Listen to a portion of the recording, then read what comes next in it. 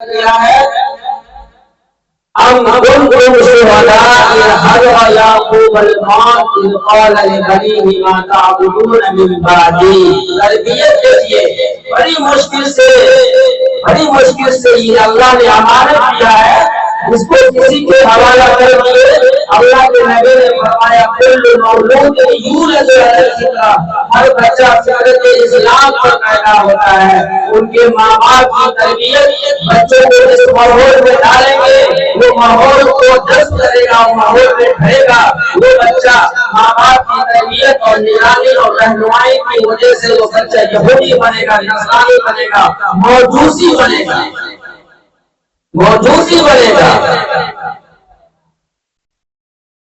اس کی طرف دھیان نہیں ہے.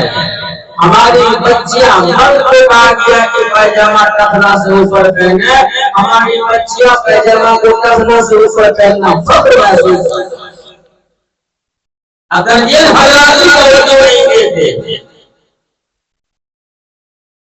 کہا گیا ہے نماز کے اندر اگر صدر کھل جائے، قاضی صاحب بیٹھے ہوئے ہیں، 3 رکن کے بغیر صدر بال کھل جائے، ہاتھ کھل جائے، نماز کے دوران جس نماز کو گھر کے اندر کونے میں خاتون پڑھتی ہے اور گھر میں جو ہوں گے ان کے محرم ہی ہوں گے، چاہے بیٹا ہوگا، باپ ہوگا، بھائی ہوگا، ماں ہوگی، بہن ہوگی، ساس ہوگی، تیسرا کوئی نہیں ہوگا. ایسے عالم میں تو کسی کی نگاہ بھی خراب نہیں ہونے کا ڈر ہے، کسی کو جگنے کا بھی خطرہ نہیں ہے. ایسے عالم میں بھی اگر خاتون نماز پڑھ رہی ہے اور اس کا بال کھلا ہے 3 تسبیح کے بغیر، جتنا صدر عورت بہت ہے، اگر کھل گیا تو اس کی نماز نہیں ہوگی. ہماری بچیاں بال کھول کر کے، باریک دوپٹہ اوڑھ کر کے، باریک کپڑے پہن کر کے، جس سے جسم کا چمڑا وائٹ ہے یا بلیک یا براؤن ہے، بال وائٹ ہے یا بلیک ہے، دودھالو ہے، یہ نامحرموں کے سامنے پہن کر جاتی ہے، شادی بیاہ میں پہن کر فخر محسوس کرتی ہے. یہ عذاب نہیں تو کیا ہے؟ ایک دیندار، ایک خدا، ایک شریعت کہہ رہا ہے کہ نماز میں تمہارا محرم ہوگا. خاتون سب سے گھر کے اندر کونا میں باپردہ نماز پڑھے گی. ایسے عالم میں اگر سکتا بال کھل جائے، جس کا ایسا کپڑا پہنے ہیں جس سے جسم کا رنگت پتا چل جائے، نماز نہیں ہوگی. کیا اس کے لیے جائز ہے کہ نامحرموں کے سامنے اور دوستوں کے سامنے ایسے باریک کپڑا اور دوپٹہ پہن کر جایا جائے؟ یہ ہماری تربیت اور ہماری خامخیالی اور ہماری کوتاہیوں کا یہ رزلٹ تیار ہو رہا ہے کہ جس کو اسلامی پردہ کو اختیار کرنا فخر محسوس کرتی، آج وہ اسلامی لباس اور کپڑے اور پردے میں رہنے کو تنگ محسوس کرتی ہے، گھٹیا محسوس کرتی ہے، حقیر سمجھتی ہے. دھیرے دھیرے وہ دین سے دور ہوتی چلی جائے گی. ہم نے کہا تھا یہ قرآن کی آیت پڑھے ہیں، ہمیں تو علماء کی بات سننی ہے، لیکن تھوڑی سی توجہ مبذول کرنا تھا. ادھر نہ سمجھو گے تو مٹ جاؤ گے، بیٹوں والو تمہاری داستان تک بھی نہ ہوگی داستانوں میں. ابھی ہمارے ملک کے اندر افغانستان کے وزیر خارجہ مولانا امیر متقی خان صاحب آئے ہوئے تھے. جب ان کا کانفرنس ہوا تو ان کے سامنے لیڈیز اور جینٹس میڈیا والے خبر لینے یا نیوز لینے کے لیے معلومات حاصل کرنے کے لیے گئے تو مولانا نے کہا، مولانا اپنی نگاہوں کو جھکا لیے اور کہا کہ جو ہے لیڈیز میڈیا والے کو ہماری نگاہوں کے سامنے مت لانا. مرد ہے، مرد سے بات کریں گے، لیڈیز سب سے بات کریں گے. ایک اسلام کے سچے عاشق وہ ہے کہ جس جگہ پہ قدم رکھتے ہیں اسلامی تعلیمات پر چھاپ چھوڑ کر جاتے ہیں. اور ایک اسلام کے ماننے والے ہم ہیں کہ ہم کو دیکھ کر غیر بھی شرماتے ہیں. ہم نے قرآن کی روایت پڑھی، حضرت یعقوب علیہ السلام کے کارنامے اور بچوں کے تعلق سے جو ان کی فکر مندی تھی، اللہ نے قرآن کے اندر فرمایا.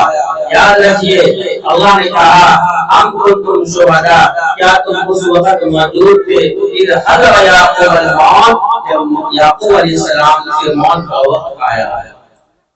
انہوں نے موت کے وقت نصیحت کرتے ہیں بابو فلاں کا اتنا پیسہ ہے، فلاں کا یہ زمین ہے، فلاں کا یہ قبضہ ہے، فلاں کو ساتھ یہ کرنا، بس مجھے بھی کرتے رہتے ہیں۔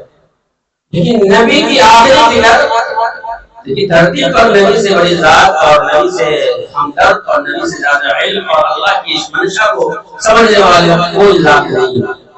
آخری جو وقت تھا انہوں نے اپنے تمام لفظ جگر کو بلایا اور بولا کہ اے میرے لفظ جگر، جوڑے نظر، دل کے ٹکڑے، بڑے ارمان سے ہم نے تم کو پالا ہے، ہم اپنی حیات میں تمہاری گائیڈنگ کا رہنمائی کرتے ہی تھے، میری آنکھ بند ہو جائے گی تو ہم دنیا سے چلے جائیں گے، تو بتاؤ تم کا بڑا کیسا پھیرو گے؟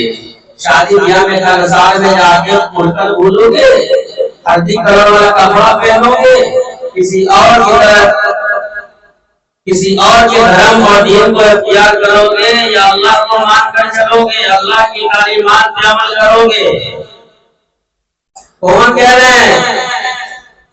جو خود نبی، جن کا باپ نبی، جن کا دادا نبی، جن کا خاندان لوگوں سے بڑی بڑی، جن کے گھر میں فرشتوں جبرائیل علیہ السلام وہی لے کر آتے، ایسا نورانی گھر جن کے باپ دادا اور سارے لوگ نبی ہیں، ایسے نبی اپنے لفظ جگر کی فکر رکھتے ہیں کہ نہ جانے ہمارے بعد نہ جانے میرا بچہ، میرا لفظ جگر نور نظر کوئی غلط کام میں ملوث نہ ہو جائے، دوسرے کا دھرم اور تہذیب اور کلچر کو اپنانے لگے۔ یہ نبی کی فکر ہے، آج ہمیں فکر نہیں ہے۔ یہ ہمیں فکر نبی سے لینی چاہیے کہ جن کا باپ نبی ہو، دادا نبی ہو، سب نبی ہو، لیکن آخری جو فکر ہے دین کی فکر ہے۔ تو اس سے یہ نہ سمجھے کہ ہم نماز پڑھتے ہیں، ہمارے بچے نمازی ہیں، ہم مولانا حافظ آئی ہے، ہمارا بچہ بھی نیک پڑھے گا، یا ہمارے پاس علم ہے، عقل ہے تو ہمارا بچہ ہی ہو جائے گا۔ ایسا نہیں، تربیت کرنی پڑے گی، گائیڈ لائن جاری کرنا پڑے گا، ورنہ یہی بچے غلط اگر ہو گئے، تربیت غلط اور لاپرواہی کی وجہ سے، تو کل قیامت کے دن گارجین کے ہاتھ میں مجرموں کی ہتھکڑی لگ کر مجرموں کے سامنے کھڑا کیا جائے۔ میرے بزرگوں دوستوں، اس بات کا خاص خیال رکھیں، علماء سیکھ کر پریشان ہے۔ گورنمنٹ کو ہمیشہ کاپی کے بہانے سے، آج کتاب ملے گی اس کے بہانے سے، پیسہ ملے گا اس کے بہانے سے، ہماری بچیاں ہمارے بچے دین سے دور اختیار کرتے جا رہا ہے۔ اگر یہ تو احساس نہیں ہے، دھیرے دھیرے دھیرے دھیرے کر بہرحال علماء کی ذمہ داری ہے، علماء بتاتے رہتے ہیں، عمل کریں گے تو ہمارا فائدہ ہوگا، نہیں عمل کریں گے تو نقصان نہ کرنے والوں کا ہوگا۔ وقت کی قلت ہے، اب میں رسم افتتاح کے لیے میں تمام بچیوں کو دعوت دیتا ہوں، جن کا قرآن مقدس کا آغاز ہونا ہے، وہ ساری بچیاں اسٹیج کے سامنے آ جائیں۔ حاجرہ آزمی، شفا پروین، ثنا انجم، منتشا زہرا، سمیرہ پروین، آفرین پروین، شگفتہ، اقصیٰ پروین، محمد اسلم، سمیہ پروین اور محمد عرفان۔ ساری بچیاں اپنی اپنی کتاب لے لیں ہاتھ میں، اور قاضی صاحب آپ لوگوں کو چند آیتیں پڑھ کر اس کتاب کا آغاز فرمائیں گے۔ سارے بچے لین سے اور بچے پیچھے چلے جائیں۔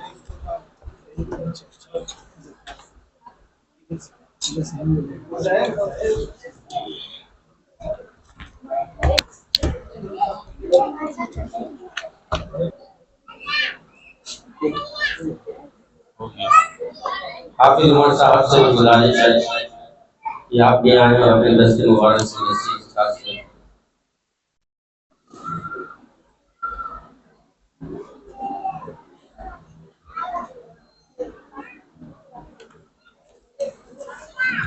اس وقت اللہ تعالیٰ سے درخواست ہے کہ آپ یہاں اپنے دست مبارک سے نصیحت حاصل کریں۔ ہیلو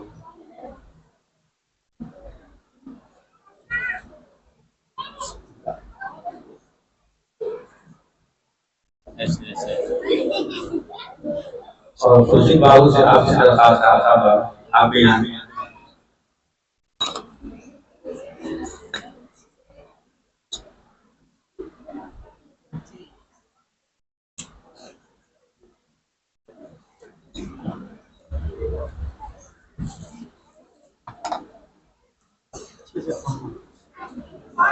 مشاہد صاحب آپ سے بھی درخواست ہے کہ تشریف لائیں.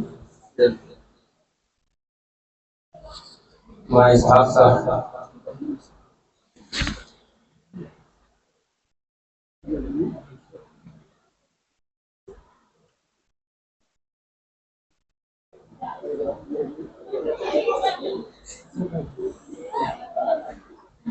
مائے صاحب صاحب تشریف لائیں.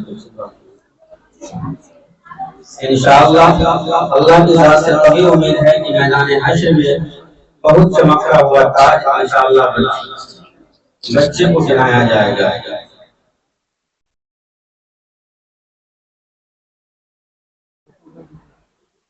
مولانا شاہد صاحب ایک چھوٹی سی بچی ہے مادر اعظم، یہ ماشاءاللہ بہت ذہین و قبیل ہے. اس عمری میں انہوں نے بہت ہی عمدگی کے ساتھ قرآن مقام مجید کا آغاز کر رہی ہے. اللہ کامیاب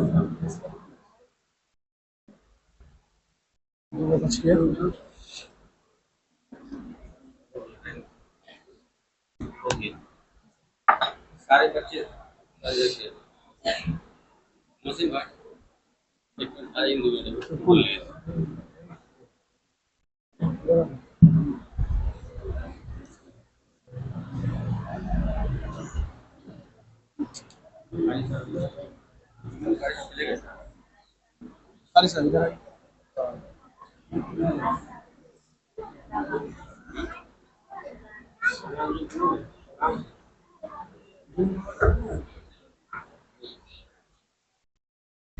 ایسے پکڑیے ایسے پکڑیے ہاں طرح کا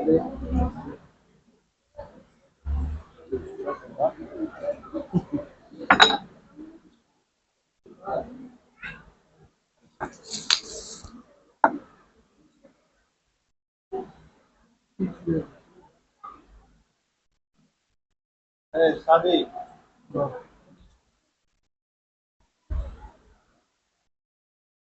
خوشی بات ابھی آ گئی بس 2-3 فوٹو لے لینا ہو گیا. جلدی فوٹو لے لینا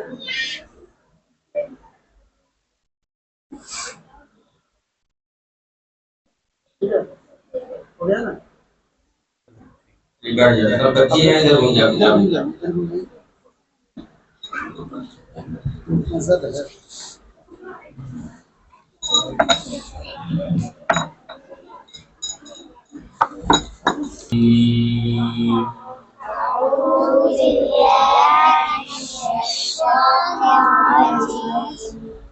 بسم اللہ الرحمن الرحیم.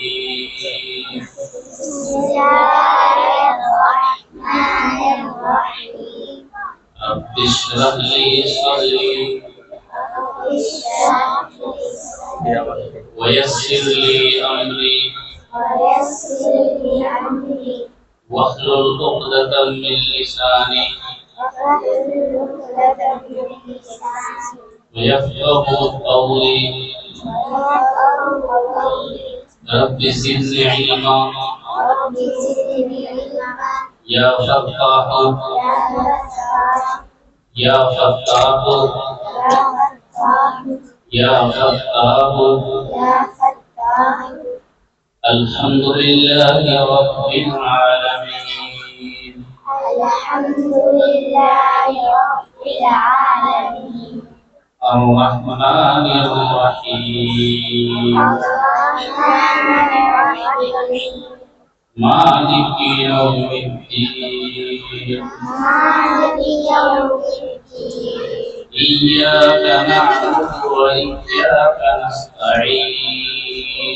إياك نعبد وإياك نستعين. اهدنا الصراط المستقيم. اهدنا الصراط المستقيم. صراط الذين أنعمت عليهم. صراط الذين أنعمت عليهم. غير المغضوب عليهم ولا الضالين. غير المغضوب عليهم ولا الضالين. صدق الله العظيم. صدق الله العظيم.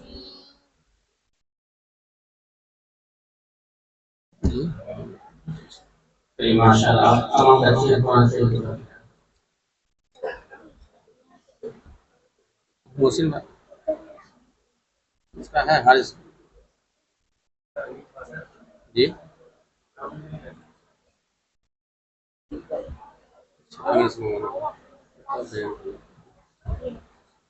آپ لوگ جہاں شیپ رکھ دیجیے جا کر نیچے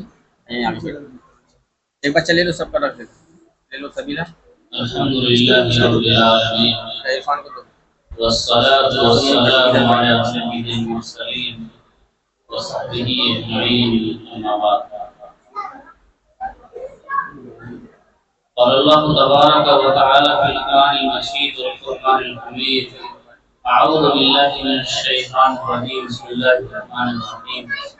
ما تعبدون من بعدي قالوا نعبد إلهك وإله آبائك إبراهيم وإسماعيل وإسحاق إله واحدا ونحن له مسلمون. وقال النبي صلى الله عليه وسلم: من قال لا إله إلا الله دخل الجنة. وقال في موضع آخر: يا أيها الناس قولوا لا إله إلا الله تفلحوا، أو كما قال عليه الصلاة والسلام.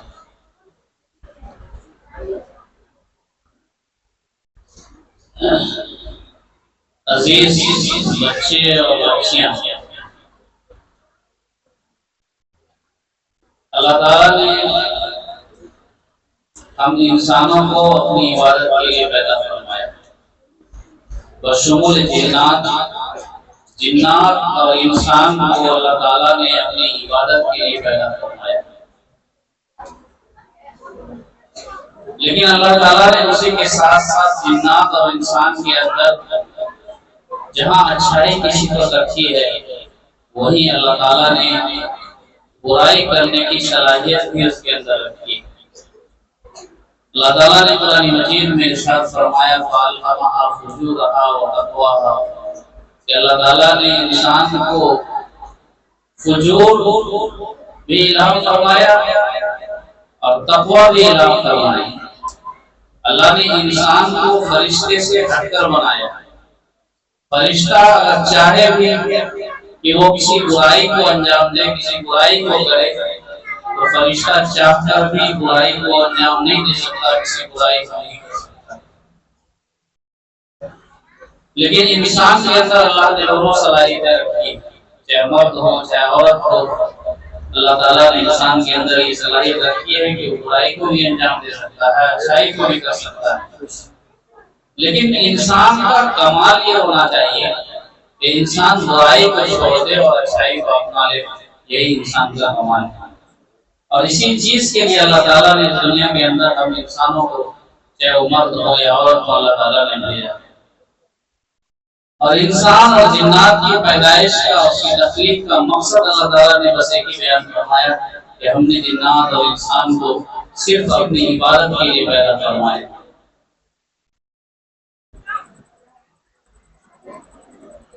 اب اللہ تعالیٰ نے اس بات میں کوئی تفریق نہیں کیا، کوئی فرق بیان نہیں کیا کہ عورت کا مقام زیادہ ہے یا مرد کا مقام زیادہ ہے.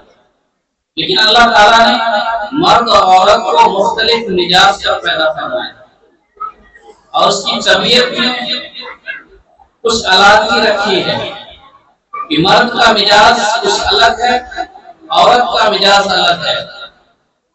لیکن اگر نیکی کو کوئی بھی انجام دیتا ہے، چاہے وہ مرد ہو یا عورت ہو، تو اللہ تعالیٰ نے فرمایا کہ چاہے وہ عورت نیکی کو کر رہی ہو، چاہے وہ مرد اس نیکی کو انجام دے رہا ہو، اس کی نیکی میں کوئی کمی نہیں کی جاتی.